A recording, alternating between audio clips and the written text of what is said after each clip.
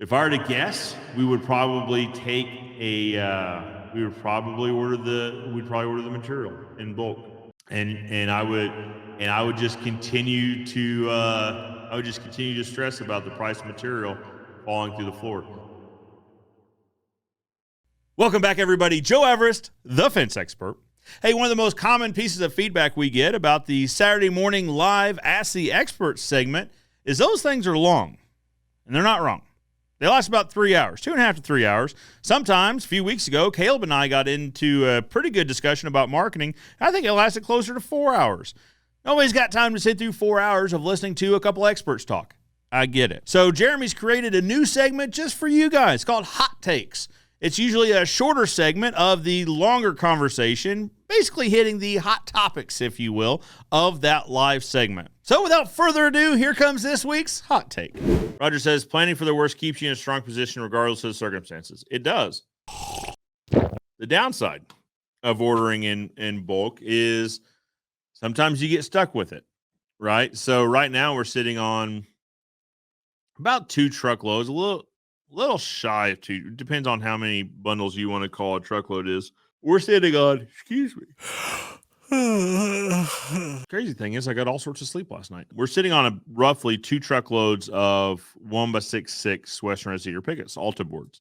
I know what we paid for them, so I know what we're going to have to charge for them. What happens when if the price of pickets falls below my price that I've already paid for these pickets? Do we continue to have the same priced fence? You're going to have to, right? So what we've talked about before was with 50% gross profit, you take the total price of your materials for this project, the total price of your labor. The total price of your labor also includes the payroll tax you're going to pay, your payroll burden. Those 2 numbers times 2 get you 50% gross profit. So we know the price that we paid for these materials. What happens when the price of material goes down? We get left at the top. There is that balance. Now, companies, huge retailers, Lowe's, Home Depot, Menards, can afford to sell these things at a loss to get them off their lot and free themselves up for more inventory. We don't have that option. Who is it? Is it Kevin Hart? It's like, my finances are not set up like that. My finances are a little bit different. I got to stay in my lane. I stay in my lane, people. I stay in my financial lane. We will be stuck with 2 truckloads of boards for as long as it takes to sell these things. The upside is if the price of cedar pickets goes through the roof again, which it very well could, we're in decent position on cedar pickets. We can keep our prices lower than our competition that goes and buys their materials from Lowe's, Home Depot, Menards. 2 sides of the sword. The one I worry about is the one that, like I said, when the prices plummet. How you feel about this is probably pretty telling about your position and company, right? So right now, my nightmares are that the materials we have on hand, the price falls through the floor and we're stuck with overpriced inventory. My sister, who does the selling, would love it if the price of materials fell through the floor. You get different perspectives. It means she would sell more fence. And my guys would love it if the price of material fell through the floor because they would have more work to do. Right now, they have 6 weeks worth of work booked up, so they're okay. But they're smart guys. We had this conversation the other day that Thanksgiving's coming. Christmas shopping has already begun.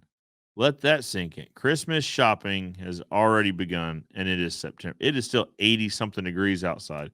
Everybody needs work, and we want to stay busy through the winter. We want all the work we could ever want all the way through the winter. That would be a dream. So pricing falls through the floor. Now, all of a sudden, we've got a lot of work. The guys are a lot more comfortable knowing that we've got plenty of work stacked up, and it's continuing to come in. Like I said, my nightmare is we're stuck with a lot of overpriced inventory. So 2 sides of the coin on that one, I guess. There are drawbacks to ordering in mass quantity. That's part of the conversation we're having now on should we order, container load of fittings, and should we order massive quantities in rail and tube, knowing that right now steel futures are at an absolute high. Are we buying at the top of the market only to have to sit on overpriced inventory either until a next high comes, or do we just sit here on it and not sell fences as we wait for this expensive inventory to get cleared out? I don't know, is the answer. Everybody makes a decision that's right for them. If I were to guess, we would probably take a we'd probably order the material in bulk. And I would just continue to stress about the price of material falling through the floor. I'd rather have that stress than have the stress of telling customers no that we don't have their material. It means I need also to buy stock in antacids maybe.